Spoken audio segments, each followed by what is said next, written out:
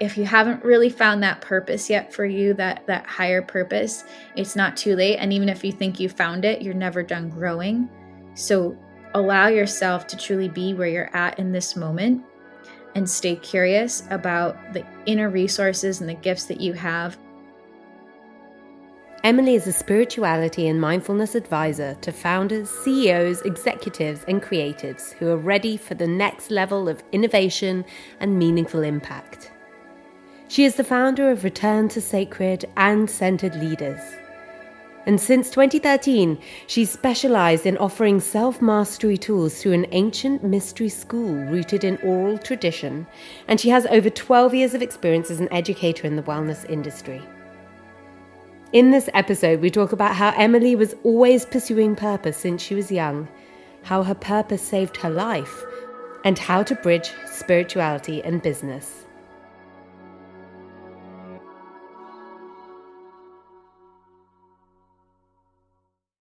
You're listening to Going Conscious, the podcast where we discover new ways to live a more conscious life of fulfillment and freedom. Each week, I speak with entrepreneurs, academics, and changemakers who have made big transformations, left unfulfilling lives behind, and found meaning in this new world where purpose drives success. Let's get inspired to live our unique journeys to the fullest. Let's explore the impact we want to make and deepen our understanding of ourselves, each other, and this beautiful world around us. Live your freedom. I'm your host, Nikki Trott.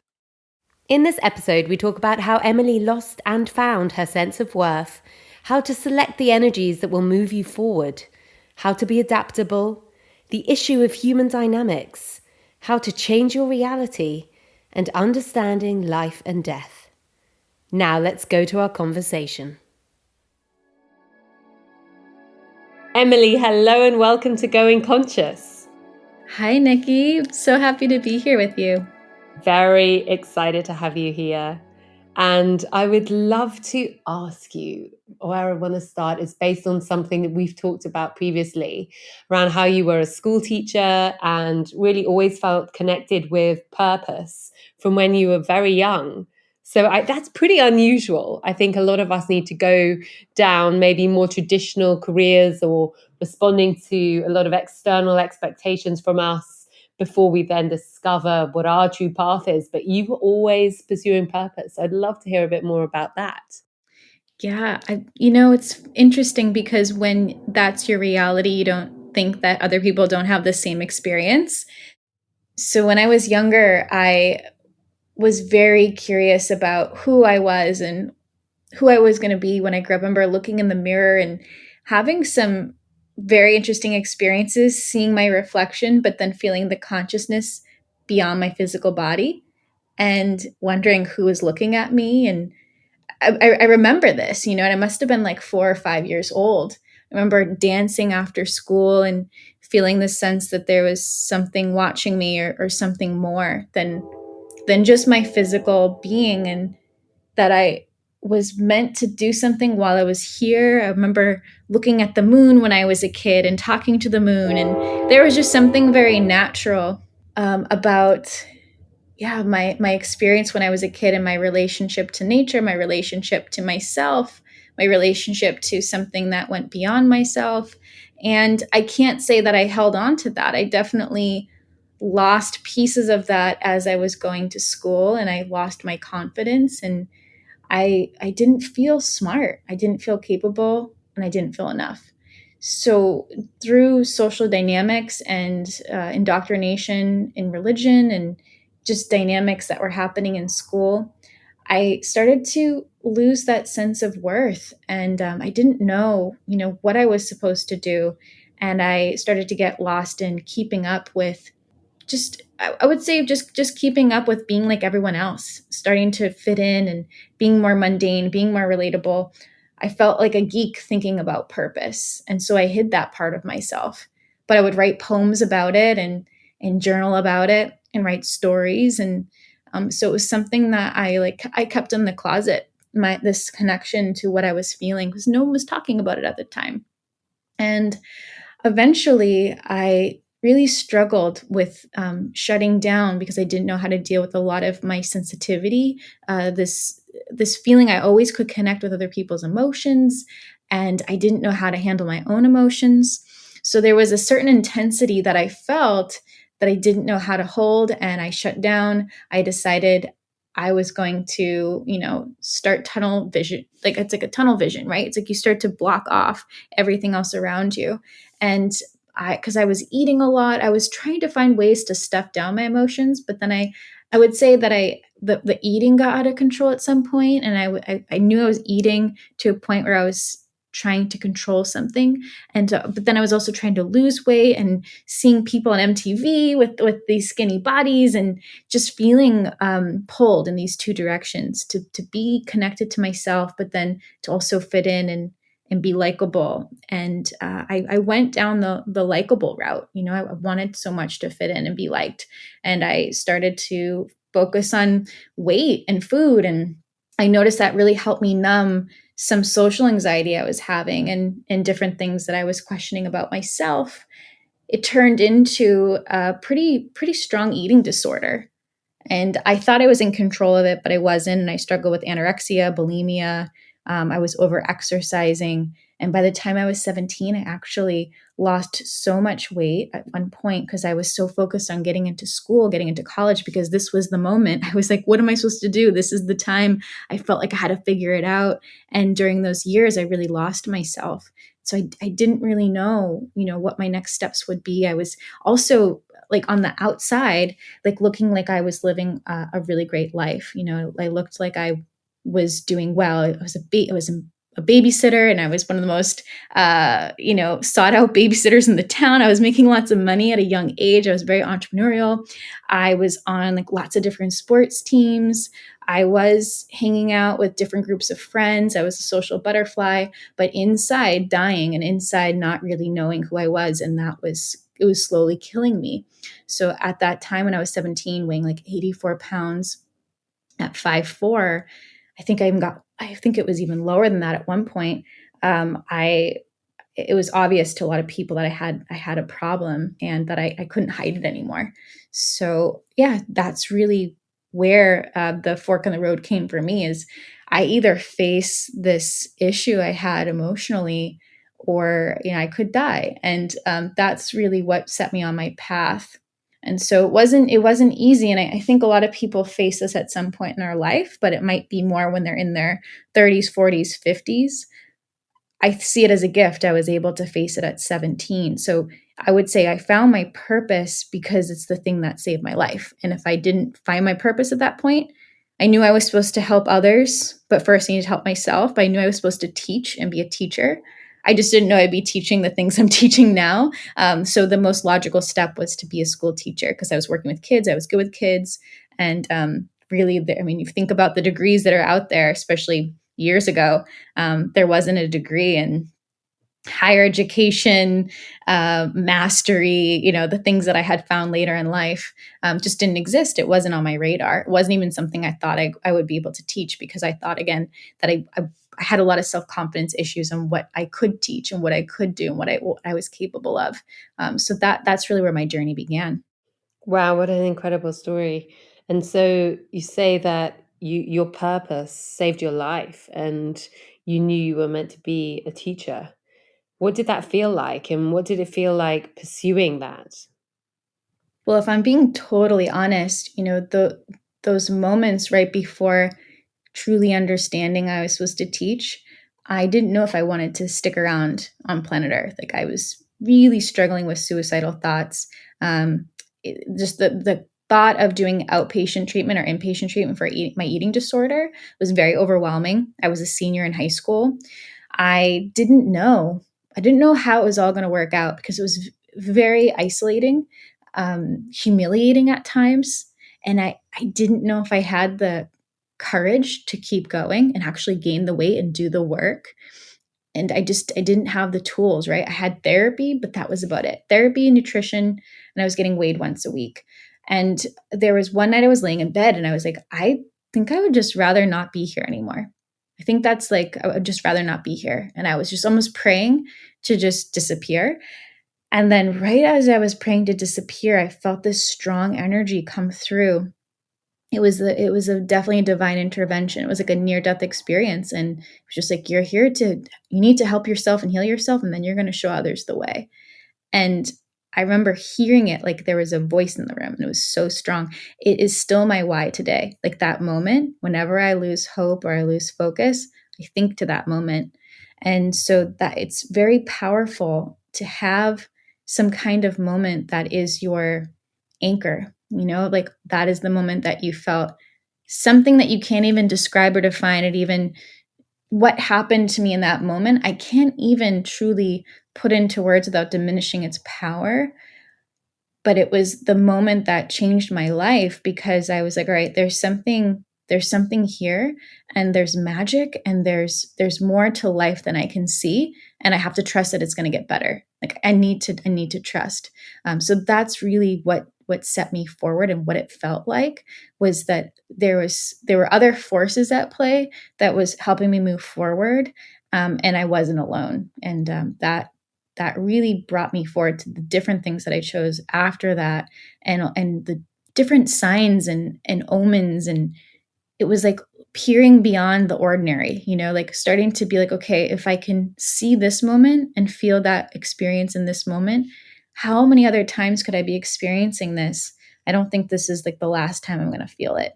And so it was leading with curiosity that really brought me to other very profound moments, that helped me stabilize and anchor and trust that there's something bigger than my doubt, my fear, my helplessness.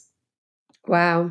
I love how you describe really the power of having a moment that is your anchor, and how you're always going back to this moment, which is even indescribable, but is something that keeps you rooted in your purpose and your mission in the world. Yeah, it's really special, and I understand that for some they haven't had that moment or experience just yet. And I see now that having that rock bottom moment at a young age really did support me, although it was very painful to go through that without a community, right? There was no one I could talk to. Even my therapist, I remember, didn't get it. uh, it felt very lonely. Felt like there was no one who truly understood what I was going through, and they were trying to heal the symptom, not really get to the main issue. And so I felt like I was in like a glass cage, and no one could hear me. That's how isolating it felt. So to be able to rely on something else or the this energetic presence when I didn't feel it in the physical. It was very interesting, because it's what I blocked out for so long, because the energetic was overwhelming, overstimulating. And there's a wide range and spectrum of energies that we can connect to, and I think it's important to understand how to isolate and how to select and be supportive of the energies that are going to move us forward, rather than the energies that hold us back and keep us stuck. And so that's really what I started to recognize within myself. And also being able to see yourself in time and space in these different dimensions that we're living in. When you feel like something is going to get better, it's really allowing yourself to feel the events that haven't happened yet, and starting to visualize it. And I could see that there was choice, because I could see different outcomes. And I needed to find the energies that were going to support me in the outcome that was most desirable. And that was ultimately what I had felt was my destiny. It was like, well, okay, how can I just not get in my own way? And how can I have confidence? And that's what I wanted to find. Of what are the tools that exist in our reality that's going to help me fulfill my purpose? Because I know I have one. I know I have one. I know that I'm here to do it. I know that I have the things inside of me to make it happen, but I also have a lot of other things inside of me that will sabotage me. So, has that ever happened to you, Nikki? Did you ever feel that way on your journey with your purpose? Like this feeling that you have these different sides to you, and that one part of you could totally sabotage and throw yourself sideways. And then there's other part of you that's pushing yourself forward constantly. It's an interesting question and way of looking at it. I've seen it slightly differently on my journey, that it's been a bit more like a pendulum. I was on one side so focused in the external validation. Although I thought I didn't care what anyone thought, but I was told what success meant, what it looked like, and I thought, okay, I'll get that. I'll do it easy. And I did. And then of course didn't feel fulfilled. And when I was running my fashion business consulting company, people were telling me that I was successful. I was earning more than them, I had more freedom than them, running my own company, working with major brands, etc. And that those were the measures of success. And I felt more and more detached over time from those measures of success. But then I felt like my pendulum swung really far the other way, where I had to completely break away from that world. And so I decided to leave that business behind. People thought I was, becoming a hippie. They didn't understand what was happening. Why would you leave this business? And I went and trained as a coach, and I went really into the other realm of myself, of really getting in touch with my feminine, which I had not been very engaged with at all, having spent my entire 20s working with and socializing with mainly men, some wonderful women too, but I was very much in my masculine personally, that I needed to be in to succeed, or at least that I had been taught and felt that I needed to be in. So when I went to the other side, I thought, I don't need the money anymore. Who cares about money anyway? And that's not success. And people can just pay me what they want. And I just want to help everyone. And I completely opened up and was very much on my spiritual journey as well, of getting deep into meditation and reading spiritual texts. And then the two worlds had to come together and the pendulum had to kind of settle in the middle. So that's how I saw my experience. So I think it's similar in the way that there's this kind of two sides, and two different energies completely. And for me, it was very much, one was much more masculine, one was much more feminine.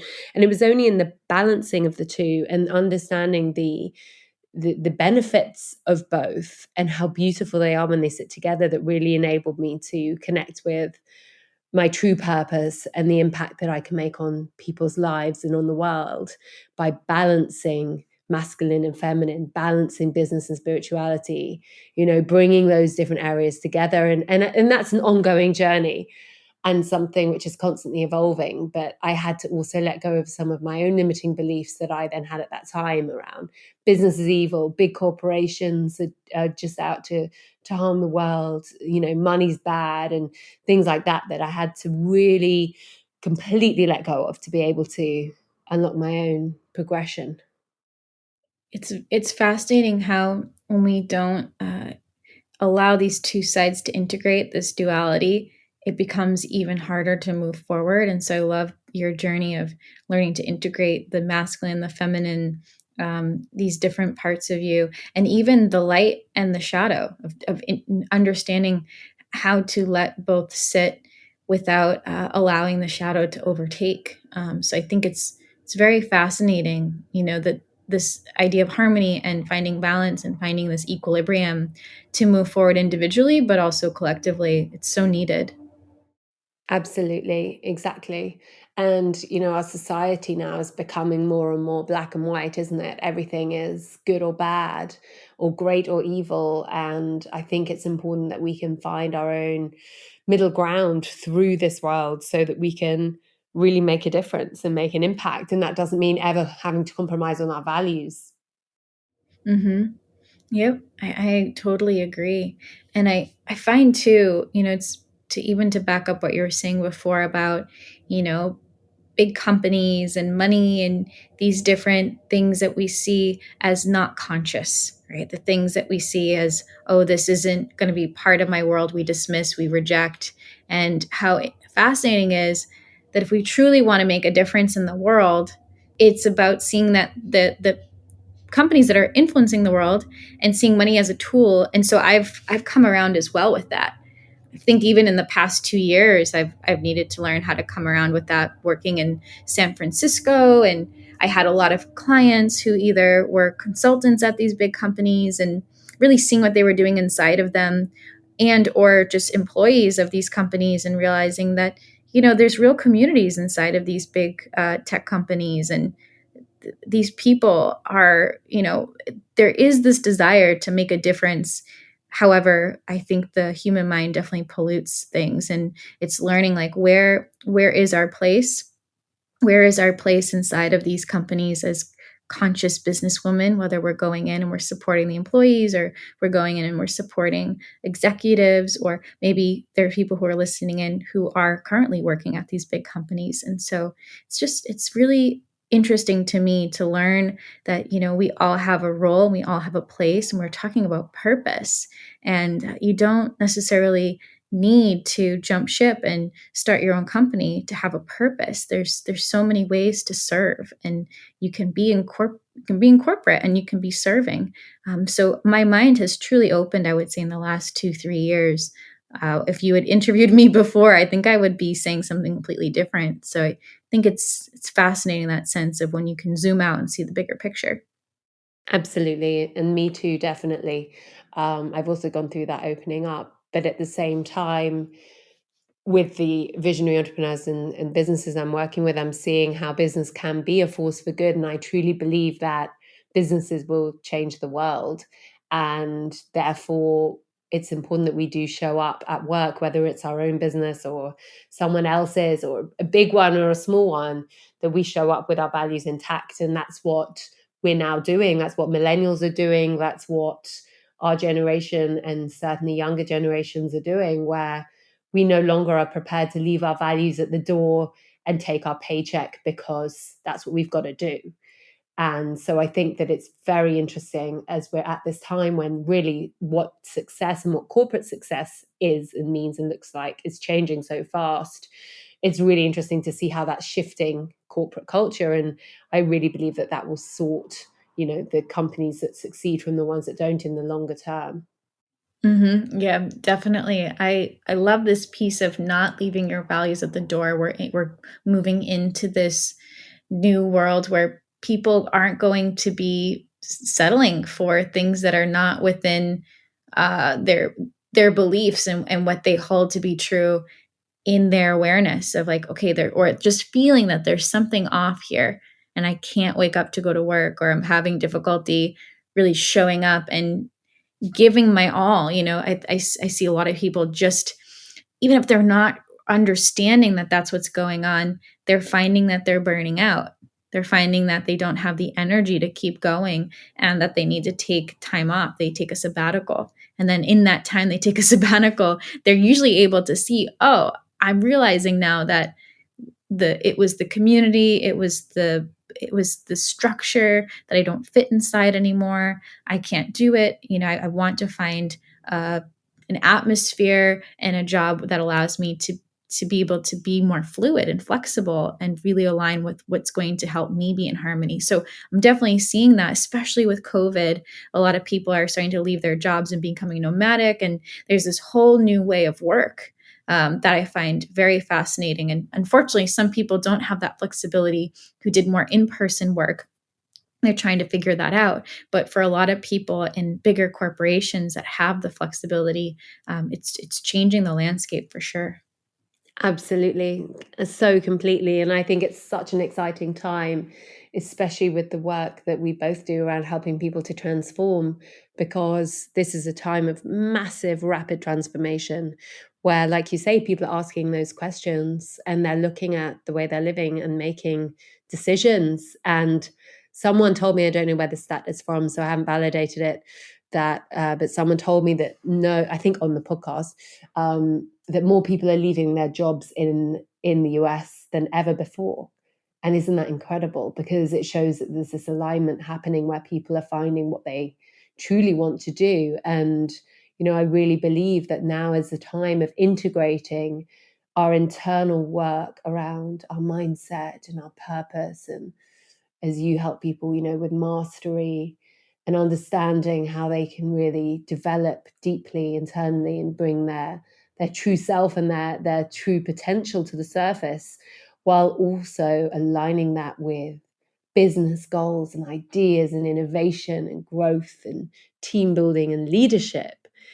And that's why I love to work with people holistically, as you do, where we're now looking at the whole human. It's not about leave your problems at the door either, and kind of force yourself through this strategic process. It's much more about, use your inner world to strengthen your outer impact. Exactly, because adaptability and the need to understand how to shift from one state to another is so important right now, because we're living in a world where change is the only constant. We do not know what the future holds in so many aspects of life. We've been through a lot. We're still healing from a year that stirred up the pot for a lot of individuals. And the people who are the strongest are those who are most adaptable. And there are people who haven't been able to work that muscle of adaptability. And so that's how I see myself, really implementing these tools right now. What I'm focused on is how can I help these future change agents and current change agents really step forward into that strength, because self-awareness is the most important aspect of adaptability. If you don't know where you are in time and space, if you don't know where your anchor points are, it's very difficult to deal with the number one issue, which is usually human dynamics, interpersonal relationships and different things that are happening in the workplace. I mean, I can't tell you how many times I've even gotten messages from people on Clubhouse who actually are leaning on me now, saying, "Emily, this situation happened in a room." And these are big leaders on the app, and they're reaching out to me and asking me questions about, how do you think I could handle this? How can I, shift this experience I'm having emotionally, because I'm feeling upset right now, and I'm not really sure how to move forward. And so there's this awareness that, okay, there's a different way to handle yourself as a leader. But there's also this humility that's coming through. Okay, if I'm going to be adaptable, there's a level of letting go of what you think in terms of how you're going to handle the situation. And if we can see each situation as its own, especially in our human dynamics and the emotional attachments that we have, I mean, wow, it's going to totally change people's reality, of how they're moving forward. So there's a lot that I've been doing, even just we met on Clubhouse, and so I'm just sharing that, is that, that's what I'm seeing to be one of the biggest issues for people right now, is how do we handle this time with each other, stay compassionate while not abandoning ourselves, and like you were saying, not leaving our values and our own problems at the door to just say, okay, I'm going to get this job done. Because people have been doing that for so long, and they're realizing it's creating this robotic way of living, which isn't true. It's not authentic to them. It's not genuinely allowing them to stay attached. It's like they're not taking spirit with them. And if you continue to create that separation all day long, and then you go and try to do your yoga class, and then you meditate and you try to do your tools, you're going to start to feel that divide. It's not going to feel very integrated. And so now that people are starting to take care of themselves more and really truly needing that, they're recognizing, oh, I can't just put my mask on in this situation, with my boss or with my coworker or with my colleague, whether it's on a social app, even if they work for themselves or whatever. Like, we need to learn how to move forward together, but that requires responsibility of how are you going to show up emotionally? How are you going to show up with your intellect? How are you going to show up with your energy? Where are you going to lead from? So that's what I've been recognizing the most right now. That's so needed. That's really beautiful. And, I love that people are asking you, that people are conscious and aware enough to be asking and to be putting ego aside and not reacting with a knee jerk, and looking at how can I protect my own boundaries and also be really compassionate and move beyond this conversation or this situation in a really conscious, thoughtful way. That's really, really beautiful to hear. And it speaks volumes to the kind of energies and people you're attracting on the app as well.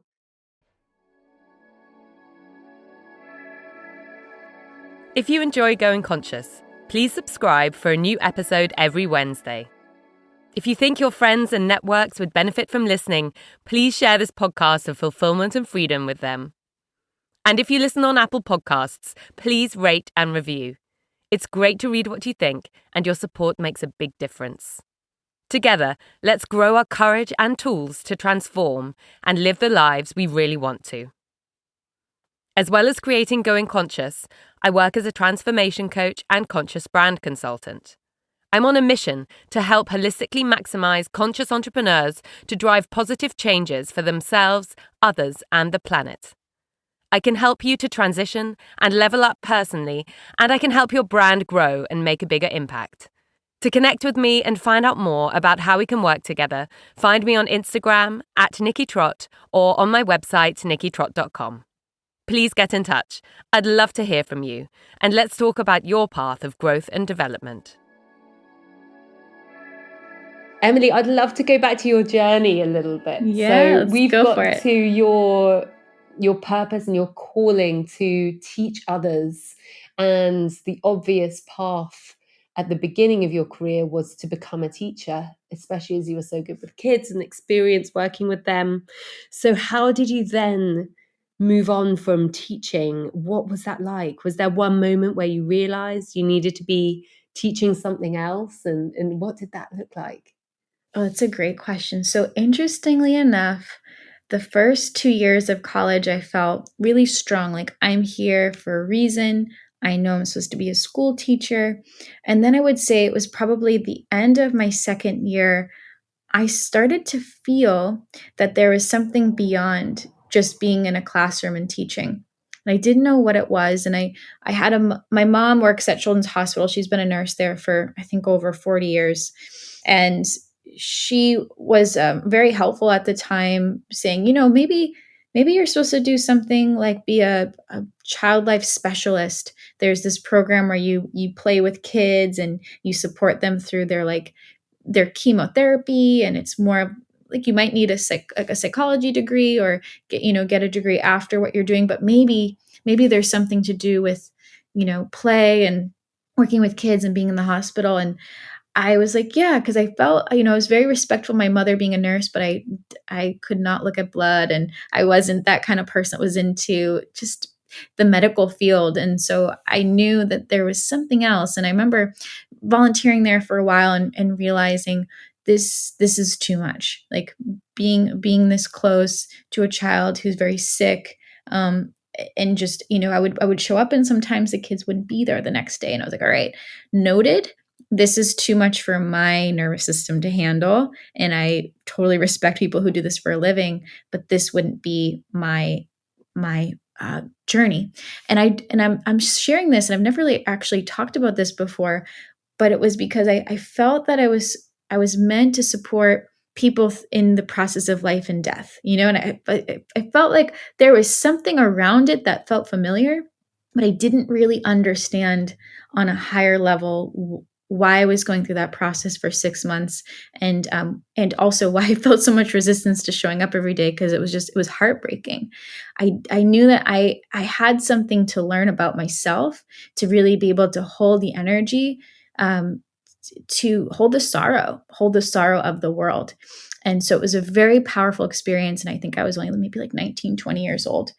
And then I was studying Buddhism. I was going to yoga every day. I was very interested in philosophy. I was minoring in philosophy. So it was almost like I created a degree, an experience that was incredible. I was also in outpatient treatment at the time too for my eating disorder. I was in outpatient treatment for almost 3 years during this whole time. So I created this really fascinating curriculum for myself that was all about healing, that was all about growth, that was all about trying to understand my purpose. And what eventually I discovered during, yoga, which I remember the first time I went to my yoga class, I was like, I'm supposed to teach. I just didn't think I would ever turn it into a career. I just knew that first time I hit the mat, my hands, my feet were touching the mat. I had never felt so grounded in my body. So there was that element, but I wasn't, so focused on going to my yoga teacher training. I was just there for my own healing. And then eventually my senior year of college, I remember being in my room for hours a day looking up yoga teacher certifications and wanting to go when I graduated, not having the money. And I got a teaching position 2 days after I graduated, which gave me thousands of dollars to be able to apply to this yoga training. I literally washed toilets to be able to go, and I did a work trade program. So I paid, maybe it was like $1,000, $2,000, and then the rest I was cleaning and cooking to be able to do my yoga teacher training. So that started to evolve when I eventually got into the first grade classroom that fall. After being away for 2 months doing this program, I started implementing yoga right away. I did more trainings in yoga and kids and mindfulness at Kripalu, a really amazing institute in Massachusetts. And I was just throwing myself into these trainings, and that was all about yoga, mindfulness. I was doing Reiki training. I was a Reiki master teacher by the time I was 21 or 22. So I just knew from an early age that I was on the right track. I felt very connected with myself. I knew that somehow all of these things I was interested in would somehow come together one day. I just didn't know when. And I ended up getting laid off from my teaching job a year later because there wasn't enough money in the budget to keep me on.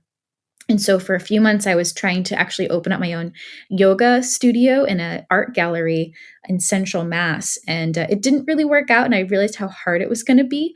And so I decided to go and start focusing on bringing yoga to schools and got funding. And I just walked into a classroom, a school one day, and they were actually looking for a school teacher this year. So I decided to stay with being a school teacher for one more year. But it was the hardest year of my life. And it really pushed me out actually of being a teacher, because I realized the direction that public school systems were going in. I was like holding on. I gave it one last try, but I realized it truly wasn't for me and how I wanted to impact children.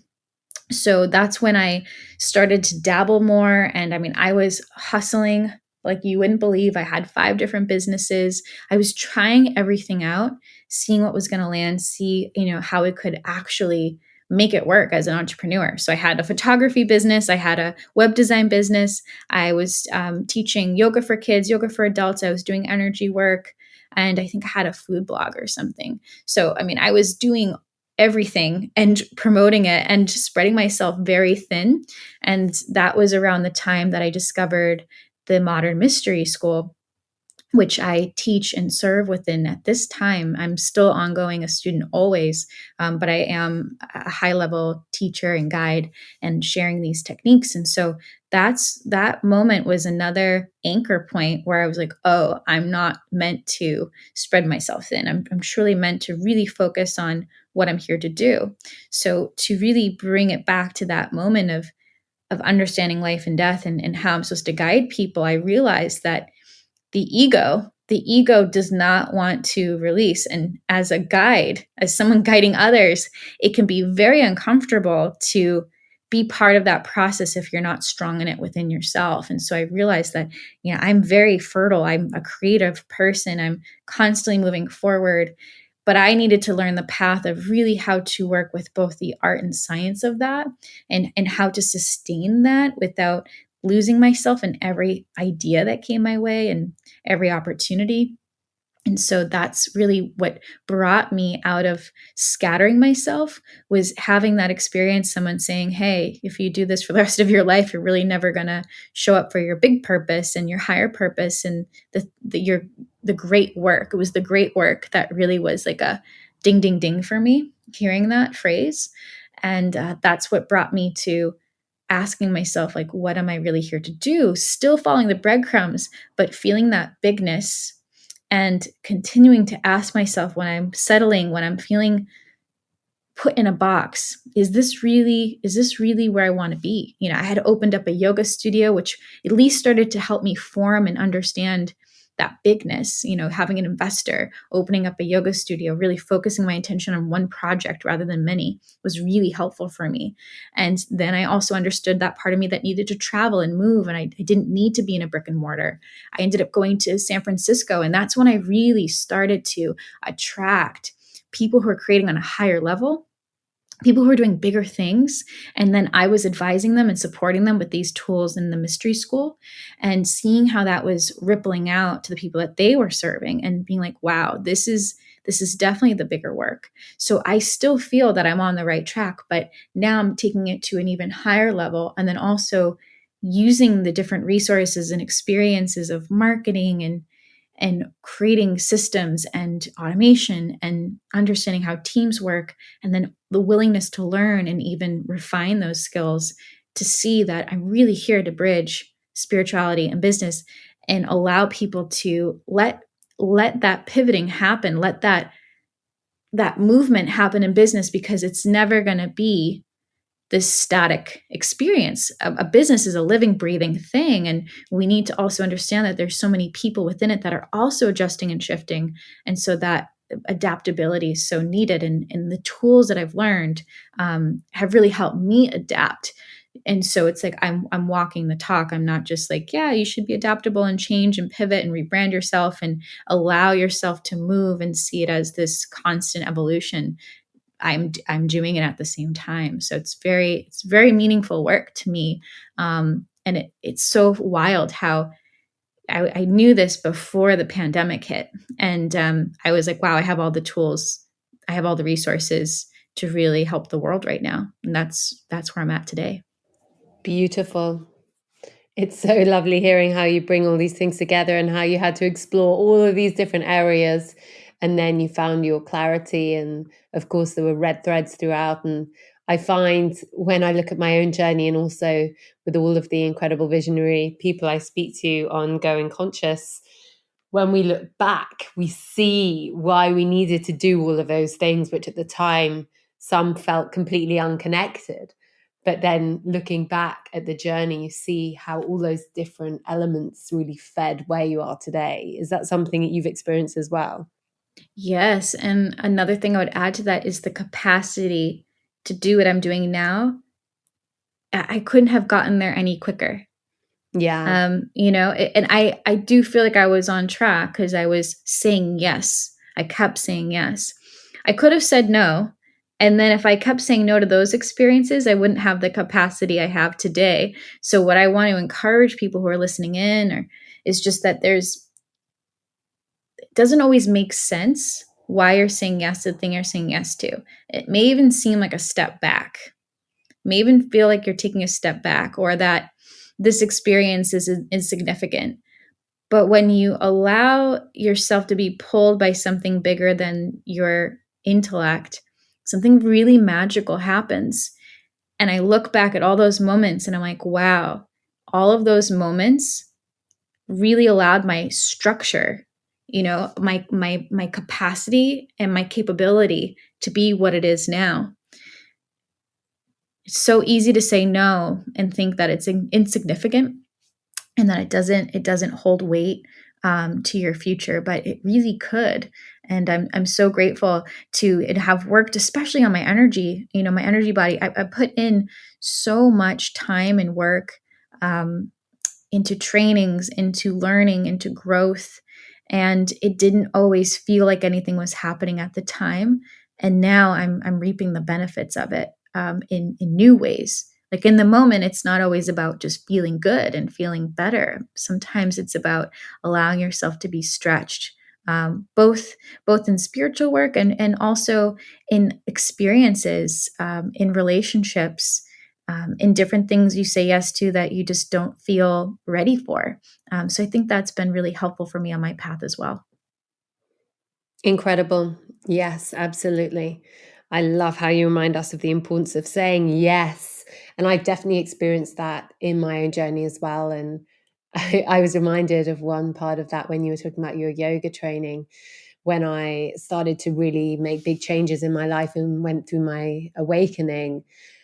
I moved to Berlin and I started doing Pilates, and I felt that I was really, for the first time, truly connecting with my body. I say for the first time, actually, I did ballet all my life. And I think as a child, I was very connected with my body, but I'd somehow lost that. And my body had become a shell that I moved around the world in. And reconnecting with my body was so important. And then I was asked to become a teacher and do Pilates teacher training. And I knew I wasn't going to become a Pilates teacher, but I also knew I had to say yes. So I did. And only afterwards understood why I needed to do that, to really look at how I can help people in such a different way. And that would then open the doors for looking at how I can touch people in a more holistic way. Although Pilates is not something that I'm specifically teaching anyone in it. It's something that gave me so much more breadth to my understanding of the kind of impact that I wanted to make on people's lives. So I completely understand and have experienced that as well. Yeah, and I think it's so fascinating your journey of feeling like a shell of a person. I think it's so key to express that. That's how a lot of people can feel. And I think that's what people have been exploring, especially through this pandemic, is where have they felt like they were just running from themselves and not truly embodying the things that they had been reading about in books or listening to on podcasts, or like that integration is so needed. And it's something that I love bringing people to through different practices as well, is how do you get in your body? And we've been dissociating anytime something got just uncomfortable or got too much, it was too much, too fast, too soon, which is trauma. Whether it was little traumas or big traumas, anything that happens too much, too fast, too soon, we don't know how to internalize it and redirect it in that moment. It sits, and then it marinates, and then it becomes something that we identify with. And then that's how we become the shell of a person, because we don't know how else to actually be inside of it. So I think it's fascinating when buttons get pushed and we get triggered and things come up for us. It's remembering that business is one of the most spiritual practices, because when you're running a business, you're allowing all those things to come up to the surface, because you cannot live your purpose without facing the attachments and the things that you identify, and still serve others. It's this constant mirror. So I find it really fascinating that for some people it takes having kids to really step up and serve, and for other people it's birthing a business. So there's so many ways to really take that responsibility. Absolutely. And there are many ways in which we can birth our impact on the world. Absolutely. Yes. And you talk about, you then got to this clarity of your purpose with bridging spirituality and business. How did you then translate that into a successful practice? It's a good question. I would say it was my relationships that I was building with my clients, and really supporting them in ways that I had no idea. I may not have felt confident in the beginning, or had felt like I could truly guide someone who is creating a tech company. What did I know about a tech company? However, I realized I had this intuition, and it just transcended the need to have a certain knowledge base of what it was that they were doing, but more so how they were doing it. And getting to the root of that and being able to pierce through was really helpful for them. And so as I just kept speaking my mind in the moment when I was guiding them, and letting go of doubt and fear, or this feeling of inadequacy, I was continuing to support people and guide people, in bigger ways than just their personal relationships and connection to themselves, and being able to ask people the right questions. So just bringing that spiritual guidance into business, because I love business. I love looking at the different realms and weaving that together. Just seeing that they're really one and the same, because our creations stem from our imagination. So companies, someone had to imagine it first, right? There needed to be a spark. It was the spark, Kabbalistically speaking, is when something is beyond just even a thought formation. It's just like this feeling, like a tingling sensation, or love, or the sense of expansion. And when you feel that, maybe you don't even feel that when you're starting to create something, if you're not aware of it, but that is happening. That is happening all the time when we have this spark. And then it moves down through idea, which is when you start to be like, oh, I have this idea, I want to help the world with XYZ. And then you start to move through plan. Well, these are all the different ways we could do it. I could build a team. I could do this alone. I could do this online, I could do this in person. So you start to formulate an idea of what that's going to look like and how it's going to be created. And then eventually you take action on it. And so we go through what we call the four worlds in Kabbalah to create anything. When we're creating businesses, we're truly impacting the world in a very expansive way, in a very dynamic way, because we're also bringing other people along for the ride within that imagination. We're creating a reality around it. And so that's why it's so important to look at, where have we polluted this spark? Where have we brought in our own attachments, our own ideas that may be coming from a place where we have a wound, right? It may come from this hurt inner child of wanting to make mom or dad proud. It might be coming from a place of, needing to compete with a sibling. It could come from a place where we don't feel enough. So we're trying to prove ourselves and really, create visibility, but the impact starts to suffer because it's more about reach than it is about truly creating something that's lasting and sustainable. So there's all different reasons why unconsciously we're creating things in our business. And I find that how can you actually separate spirituality and business? You can't, because business is all about creation. Spirituality weaves in perfectly to that. So that's really where I started to see the significance. And I was like, okay, this is my highest purpose, is to leave the mark on the world and help people understand that how we build businesses isn't random. It isn't something that's a mistake. It isn't an accident. People just don't become successful because they're lucky.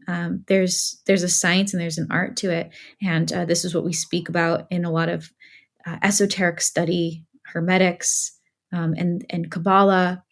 And so I just knew that there was a place for me in the world to start to advise more people through this process and help them trace back their steps where they may have created some mistakes, or where there was a lack of harmony in their business, or where there was something that they couldn't find, experiencing those blind spots, taking things out of the darkness and bringing them to the light of their own creations, but having it be connected to their personal inner landscape and seeing how it all connects.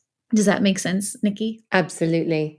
I love that summary that business and spirituality can't be separated because they're both about creation. I think that's incredibly powerful. And you also talk about success, and I'm wondering, what does personal success look like to you, Emily, and how has this changed across your career? This is such a good question. Personal success looks like going to bed happy, tired. And going to bed happy, tired means that I have done the work that I need to do each day, and I've showed up in such a way where I said yes to the things that were scary, said yes to the things that expanded what I thought was possible, that stretched me. And when I feel stretched, when I feel challenged, and when I've met that, I feel successful and I feel satisfied.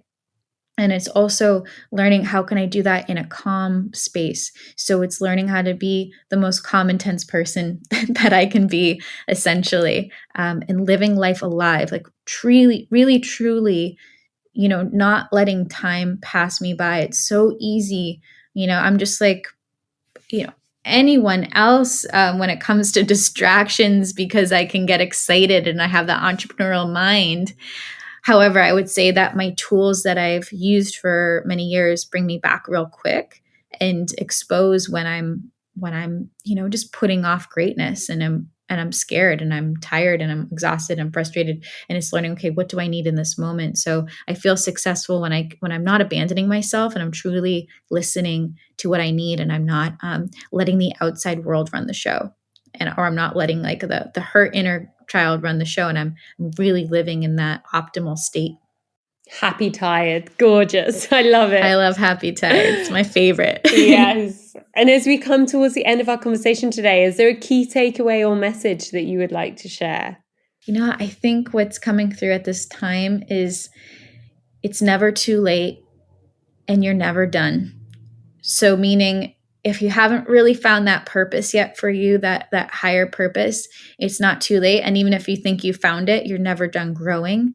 So allow yourself to truly be where you're at in this moment and stay curious about the inner resources and the gifts that you have, the things that come easy to you that you sometimes take for granted and think that people already know or people already have an idea about and don't need help with. A lot of times it's the things we take for granted within our own self that the world truly needs. So just stay curious about that and really pay attention to, you know, how you want to show up in the world, because purpose to me is about how you're showing up. It's not just what are you doing, but it's how you're doing it. Love that. Thank you so much. Stay curious and really pay attention. Yes, I agree with you that our gifts do come easy to us and feel so obvious. And sometimes we feel that the harder something is, the more valuable it must be, but that's completely not true and just our own delirium. So thank you so much, Emily. And last question, what book have you read recently and loved that you can share with us to add to our reading list? Ooh, I would say The Prophet by Kahil Gibran is one of my favorite books. I wanted to say there's so many other books that come to mind, but that one's my favorite because if you want to stay curious, read poetry. That one of my mentors actually recommends read more poetry because it opens up and expands our mind in new ways. And Kahil Gibran just speaks to purpose in such a beautiful way, and I love that book. It's my favorite. I have it on Audible, and I have the hardcover, and I need to open it up at least once or twice a month just to review, to remember like what it's all about. It's an incredible way to recall purpose and what it means to show up. So I would recommend that. Beautiful. Thank you. And Emily, lastly, where's the best place for our listeners to find you and connect with you online? Ooh, that's a good one. Instagram, I'm most active there. And Clubhouse, I definitely club hop a lot. So you can see me there. I have a meditation club. I have a lot of different conversations I join about business spirituality. So you can find me there. And lastly, I would also say Twitter is a new spot that I'm hanging out in. So any of those three places, would love to connect. Amazing. And what are your handles on Twitter and Instagram? It's going to be Return to Sacred on Twitter and Instagram. And when it comes to Clubhouse, it's just my full name, Emily Leahy. Brilliant. Thank you so much. It's been a real pleasure speaking with you today. Thank you, Nikki, so much. I'm so glad that we were able to make this work this time around. I hope you enjoyed this episode with the gorgeous Emily. I believe that business is very much a spiritual endeavor because spirituality underpins every thought and action in our lives, ultimately, and business enables us to make an impact on others and the wider world. I love how Emily talks about how spirituality and business are both linked because they're both about creation. What a beautiful perspective. After all, aren't we all here to create in some way or another? Emily talks about how we can be compassionate without abandoning ourselves. This balance between kindness and setting our own boundaries can be challenging, especially in old relationships where we have deep-rooted patterns, which are often not even really conscious for us. Here we can be reminded that if we don't feel good in a situation, it means our boundaries are being crossed, and it's up to us to find a kind but clear way to make sure we don't let ourselves down, to assert our boundaries. As Emily says, it's up to us to choose the energies that we surround ourselves with, which will help to move us forward in our mission and life. Emily shares how powerful she's found it for her to say yes. Sometimes we want to say yes to something with everything in our body, but we can't necessarily find the justification in our rational mind. This means that our intuition is telling us what's right for us, and even if we can't see why now in our thoughts and in our mind, everything will come together and become clear in the future. We just have to trust. Is there anything you want to say yes to now, which you're holding yourself back from? And what could open up for you if you go for it?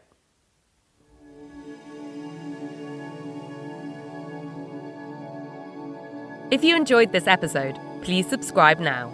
And if you're on Apple Podcasts, please leave a 5-star rating and short review. If you think people you know might benefit from listening to Going Conscious, please share it with them. I know I get much of my inspiration from podcasts which are shared with me. For all episodes, our library and more, visit goingconscious.com. Your support to spread this positive message of fulfillment and freedom means so much. As well as hosting Going Conscious, I help conscious entrepreneurs to transition and unleash their power and purpose with my transformation coaching and conscious brand consulting work. Discover more on Instagram @NikkiTrott or on my website, nikkitrott.com. I'd love to hear from you and to talk about your goals, questions, or how we can work together. And if I don't hear from you before then, see you next Wednesday on the next episode of Going